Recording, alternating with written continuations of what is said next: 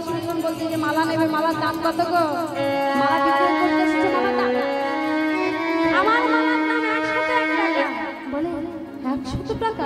এমন কি মালা তোমার, তোমার মালার দাম এত টাকা? বলে আমার মালার যা গুণ আছে না, বললে তোমরা চমকে যাবে। বলে চমকে যাবো? বলে কি গুণ আছে? বলে জানো? বলবো যে ও তোমার শুনি, শুনবে না মালার গুণ? শুনবে না? শুনবো না মানে? আচ্ছা আচ্ছা। যার কোলে নাইকো পুত্র ধন, কি বললাম? যার কোলে নাইকো পুত্র, আমার মালা কেন গো এখন? যার কোলে নাইকো পুত্র ধন, আমার মালা কেন গো এখন?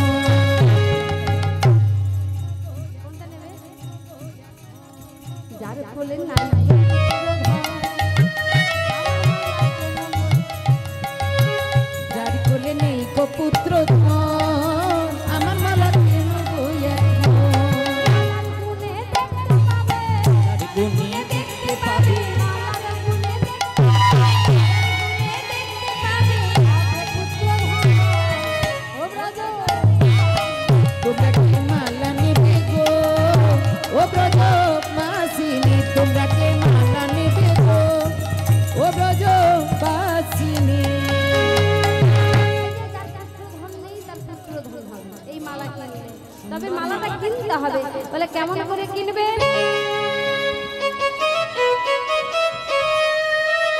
বলছে মালা কিনতে গেলে মালা দেবে। বাবা বাবা বাবা, তা যার জন্য নিয়ে যাচ্ছ একটু বিশ্বাস করে নিতে হবে, ভক্তি ভাবে নিতে হবে। বিশ্বাস না হলে মালার কাজ হবে না, মালার কাজ হবে না। বলছে তাই নাকি? বেশ বেশ বেশ বেশ। এই যে আর কি গুণ আছে বলবো?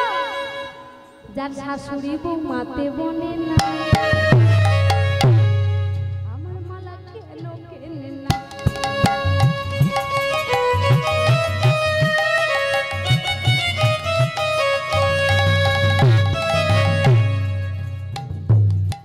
আচ্ছা, যে যেমন কর্মের জন্য নিয়ে যাচ্ছেন কাজটা হবে, তবে আবার মানে যদি ভাবেন যে আমার এটা হতেই হবে আর দেখবো ভগবান কি করে। এই যে মানুষের অহংকার যেন না থাকে, হ্যাঁ, অহংকার যেন না থাকে। বলছি যার শাশুড়ি বৌমাতে বনে না, মানে মিল খায় না, যদি মালা নিয়ে যায় তাহলে শাশুড়ি বৌমাকে ছাড়া বাঁচবে না, আর বৌমা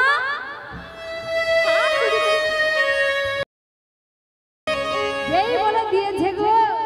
এই যে ও মাইরা বলছে তাই নাকি? তবে শোনো আরেকটা কথা। বলে কি কথা? বলে যার স্বামী থাকে বিদেশে, তার লাগি প্রাণ যায় বসে। যার স্বামী থাকে বিদেশে, তার লাগি প্রাণ যায় বসে। বলে না স্বামী অনেকদিন বিদেশে থাকে, আসে না আসবে বলে, কিন্তু আর আসে না।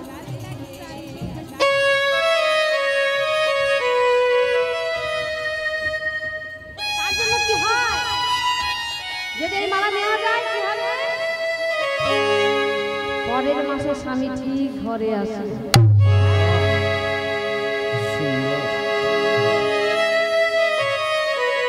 আরেকটা কথা, যে দিদি ভাইদের হয় না কপি, দাদা ভাইদের হয় না কপি, আমার মালা যাও গো নিয়ে।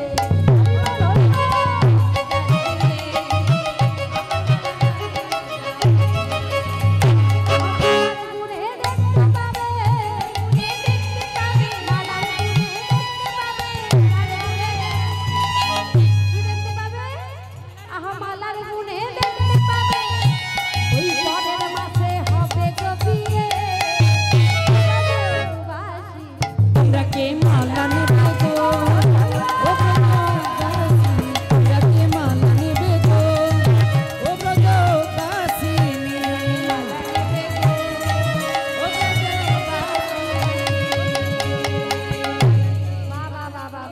এইভাবে মালা বিক্রয় করতে করতে যাবতকামের পাশ দিয়ে যাচ্ছে, রাধারানী শুনতে পেয়ে সখীদের বলছে, এই সখী, ওই যে মালিনী আসছে, ওর কাছে মালা নেবো, জানিয়ে।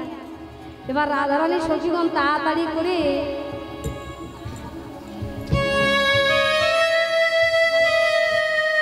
যেন কৃষ্ণ পদে মতি হয়, এটাই চাই, আর কিছু চাই না নাকি? কৃষ্ণপদে যেন মতি হয়। বাবা বা যা বলেছে মা, রাধারানীর সখীগণ মালিনীকে নিয়ে এসেছে, আর মালিনীকে দেখে রাধারানীর মনে যেন একটা আনন্দের জোয়ার ভেসে উঠেছে। বলছে কি, এই যে মালিনী, এই যে তুমি সধবা না বিধবা না কুমারী? এই যে মালিনী, তুমি সধবা বিধবা না কুমারী? বলে আমি সধবাও নই, আমি বিধবাও নই, আর আমি কুমারীও নই। এ কি হতে পারে? সধবাও নয়, বিধবাও নয়, কুমারীও নয়, তাহলে তুমি কে? আমি হলাম অধবা। বলে অধবা মানে? আমার স্বামী থেকেও নেই, আমি থেকেও নেই, তাই তো আমি অধবা। বলে তাই নাকি? বলে তোমার যা অবস্থা আমারও তাই অবস্থা। মালিনী একটা কথা বলবো? বলে কি? বলে তুমি আমি তো একই হয়ে গেলাম, তা আমরা দুজনে কি যদি সই পাতাই?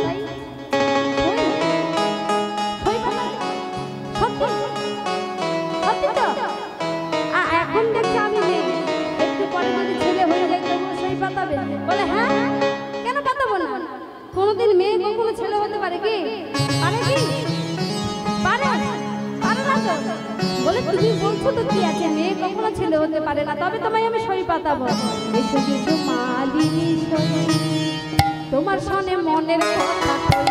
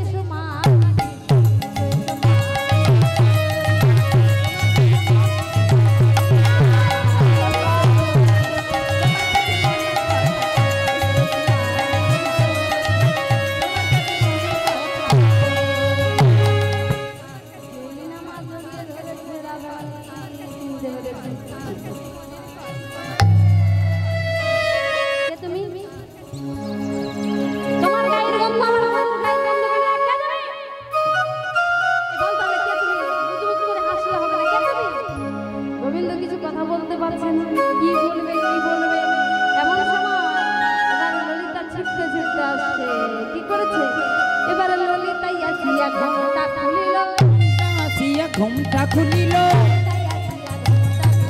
ললিতায় আসিয়া ঘুমটা খুলিল, ধরা পড়ে নগর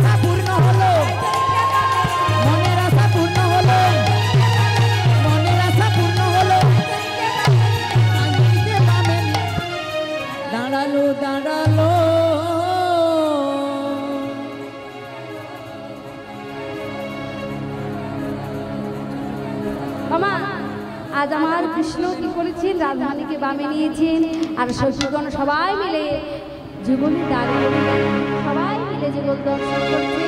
আর সবাই মিলে আমরা যুগল হেরবো, বসে থাকলে হবে না, সবাই মিলে উঠে আজ আমরা যুগল হেরবো। রাধাকৃষ্ণ দাঁড়িয়েছে আর সব সখীগণ দাঁড়ায় সবাই মিলে সারি সারি করে যুগল হেরছে। আহা স্বামীরে বামে, স্বামীরে বামে, স্বামীরে বামে দাদা গেল নবীন কৃষ্ণ দেব।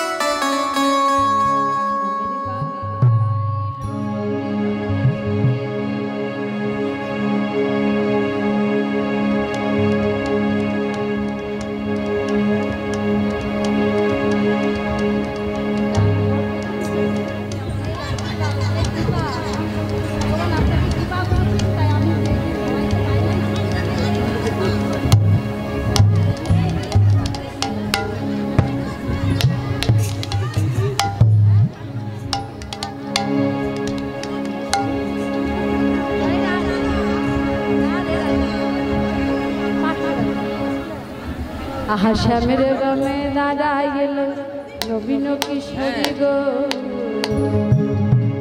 নবীন কি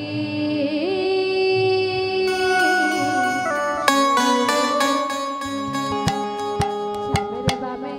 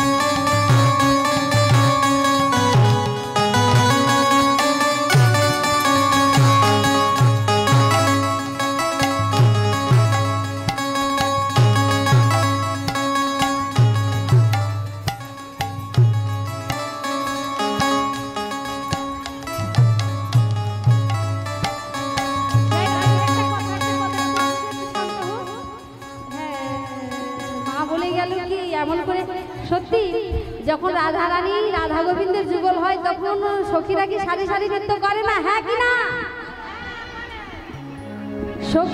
সখীরা করে সারি সারি নৃত্য করে তো, অসুবিধা নেই, সখীরা নৃত্য করে তো, সবকিছু মেনে নিতে হবে। ওরা আনন্দে করছে, ভগবানের জন্য করছে, এটা কোনো মন খারাপ করলে হবে না। হ্যাঁ, আহা পশু পক্ষী উন্মাত্তা